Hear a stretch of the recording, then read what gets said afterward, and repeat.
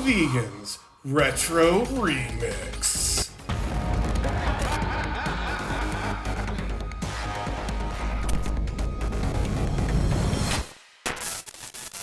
I've been traveling now since the beginning of May, doing the US, and now I'm in Canada. But I've been a vegan activist now for about 2 to 2.5 years, and this is like the first time I've ever really properly traveled. So it's just so nice to be here, you know. It's such an honor to be in Toronto and to be joined with you all here, you know. Thank you. Oh. Thank you. We're all fanboying and girling pretty hard. I'm sure many individuals are aware of you through YouTube channel and your street activism. Can you tell us just a little bit about what you're doing now in your expansion of your tour? Yeah, that's a good question, really. I mean, I just wanted to come and immerse myself in the communities over the pond, so to speak, in North America as much as possible. I mean, ever since I started my activism, Toronto's always been up there as like one of the meccas of veganism. So I just wanted to travel around and hopefully spread kind of the message that I like to spread, the message of obviously veganism, but the compassion, the quality, the tolerance, and the peace that kind of, you know, goes hand in hand with the justice of veganism. So doing speeches, workshops, going to vigils, going to cubes, just anything I can immerse myself in, really, and anything I can get involved in was always my aim. But I just wanted to kind of meet people, kind of make connections, network, touch base, and hopefully spread that vegan message to people on the streets as well. Awesome. Okay, well, then I guess with that segue, I'm going to ask you, what do you enjoy doing on your downtime then, if you even have any? Downtime? What's your favorite band? What does that mean? I studied film at university, and I always loved films. It was just always my passion. My dad brought me up, and me and my dad always had a bit of an estranged relationship, but one thing we always had in common is we loved cinema. So I kind of took that through with me throughout my childhood and into my teen and early adult years. And so in my downtime, if I can watch some good TV series or like some good films, you know, that's it. But I always try and think, like, you know, I'm 24 and I want to do, like, what do people my age do, you know? And I try and sometimes think, well, what should I be doing at my age? And if I have any time, I try and do that. Well, that's good. Good to hear. It doesn't work out so well. No. All right. We know that you do a lot of street activism, and I know I've personally seen you do speeches that are geared towards pre-vegans. Can you tell us a little bit about what your plan is for today's lecture and a little preview for everyone here? Sure. So I like to give a little bit of an overview about me, but I more importantly, I want to talk about why we should be active. And I think I think being an activist is there's a couple of roles involved, and obviously it's about spreading the message and encouraging people to be vegan. But I think hand in hand with that, we have to encourage vegans to be active, because there is a problem, I think, in the movement of people going vegan, which is wonderful, but they're not taking the obligation to then spread the message, which is what we all need to do. And I ardently believe that if every single vegan took that proactive approach to spread it in whatever way they can with the life that they live, the message and the movement would spread so much quicker. So I like to try and empower people and hopefully encourage people to look into being activists in whatever way that means. And there's many ways to be an activist, but I like to try and encourage people to find that within themselves, the empowerment and the courage to speak up and be a voice for the animals who have a voice, but whose voice is often silenced by the industries who try to suppress their voice. So I want people to be a messenger for the animals who desperately need their message to be heard. So that's good. Ed's trying to peek at my notes here. Okay, so a really simple question then. When do you predict the world will go vegan? Wow, simple question, right? So there's a person called Dr. Salish Rao, who is an absolute genius. We love him. I think he's an incredible human being, and he says the world will be vegan by 2026.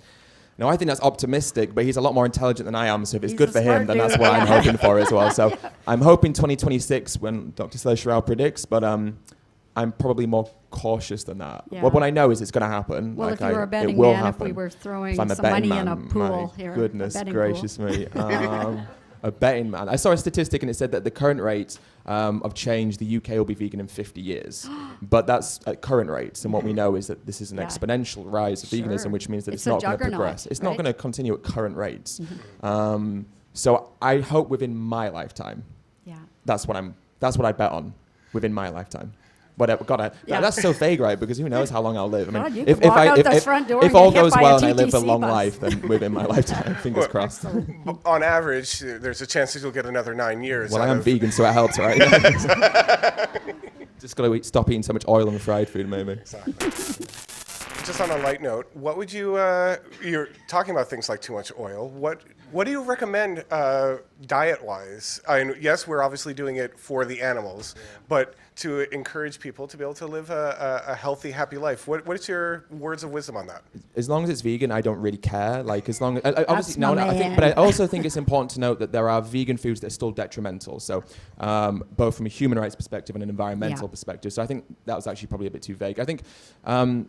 I don't care if you eat crap. Like, if you can eat junk food, oil stuff. I just whatever you want to eat. Like, I eat rubbish. So, like, since I've been touring, I don't even know what vegetables are anymore. Like, I'm just like, just fried. We won't soy. tell your mother who said that. Oh my goodness, don't tell my mother. Yeah, no.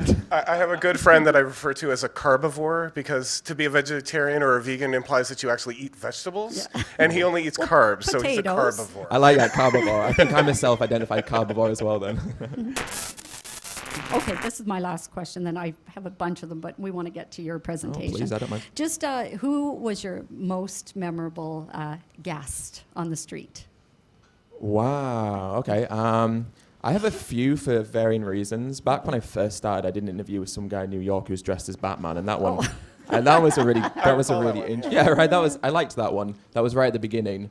I just put up a video yesterday, and there was this chat with this like Christian, right? I found him disturbing, but he was very memorable. So it depends. There's Doesn't memorable. have to be a good memory. Okay, It's just memorable. There's a lot of bad ones, that's for sure. Man, this is really hard. I think, one of my favorites, I think, was I did a Yulin dog meat protest 2 years ago in London. Everyone was outside the Chinese embassy shaming Yulin for, obviously, the disgraceful atrocities they commit. But the problem is the organizer of the event isn't vegan, and he's actually... he's spoken out as like an anti-vegan, like he doesn't believe in veganism. Now, I didn't know who he was, but I interviewed him at the time, and we had this kind of rather standoffish interview. Afterwards, I found out who he was. His name's Dominic Dyer. He runs like this badger trust, so he's against badger culling, which is a big issue in England. He's against the generic animal-loving stuff. So he hates fox hunting, he hates the badger cull, he hates SeaWorld, he hates all the fan favorites. But he likes his pork trophy chops. hunting, but he loves his chicken, Yeah, right? So of course. that's his thing. And so that one sticks out in my mind because I don't know, it felt, I could feel this kind of tension between us, and I didn't know who it was, but afterwards I found out who it was, and I kind of felt good that I'd put him on the spot because people said that like no one's ever really called him out before, and I just by chance did. So I don't know. There's a lot of ones a lot of people that stand out in my head as being very interesting for many reasons, but it's hard to pick one. There's a few. Yeah, that's what I like about doing it. Well, that's what's beautiful about doing it is you meet so many interesting people, and you just find out so much about the human condition, if that's the right phrase, when you speak to people. Because before I was vegan, I never had conversations with strangers. It'd be friends and family. But then I did this. I started talking to people on the street, and I realized, wow, people are so interesting. Absolutely. And there's so much to individuals, and it just showed how unique we are. And then through default, it showed me how unique all animals are. Even non-human persons as well. And it made me appreciate non-human animals that much more because I saw the uniqueness in us, and therefore the uniqueness in them as well. Oh, beautiful.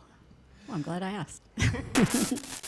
We're going to go ahead and wrap this up. I just want to kind of make sure that we were getting the clear message that you're obviously encouraging everyone to be vegan as a minimum, but you feel that just abstaining from the violence of animal agriculture is not enough. That's a base point. We all need to stretch ourselves. And that we all in some way should be taking some form of action to encourage people to be aware. Absolutely. It's our moral imperative to do so. When people say veganism is the moral baseline, it isn't. Vegan activism is the moral baseline. And I think to myself, look, you can live a life where you don't discriminate against someone based on the colour of their skin. So you can live a life where you're not racist, but say you walk down the street and you see someone being racially abused because of their colour of their skin. You see it and you acknowledge it, but then you walk on, you're still complicit in that crime happening. Even though you yourself don't partake, you're still complicit. So the way I see it is if we see someone engaging in the harming of non-human persons, just because we then walk on because we're not involved, we're still complicit in that action occurring. So we have that imperative, the moral imperative to speak up and stand up and do what we can. Like if it was us in this situation, we'd expect that. So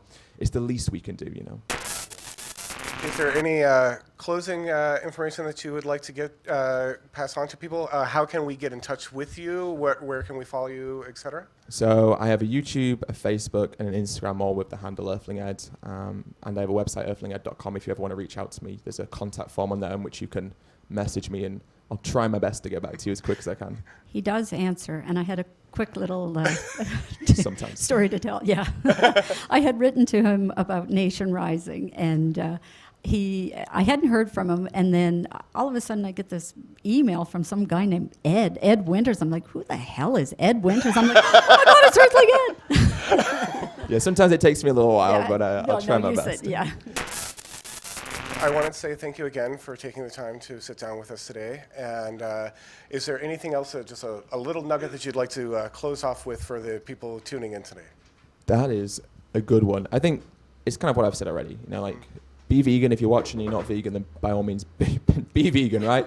But at the same time, be active, because we don't have time anymore. I know our world is on the precipice of ecological disaster. Trillions of animals are dying every single year. People have been poisoning their bodies. People are dying from preventable diseases. We have an obligation to speak up and stand up. And I've realized by being an activist that, you know, the life that we have isn't just for us, and we are lucky to have the life that we have. So therefore we have a duty then to make sure that we spread positive change, so that people and beings who are not yet born into this world will have a prosperous world to be born into in the future. We have that duty today. So be vegan, spread change, be positive, be courageous, be hopeful, but most importantly, be active.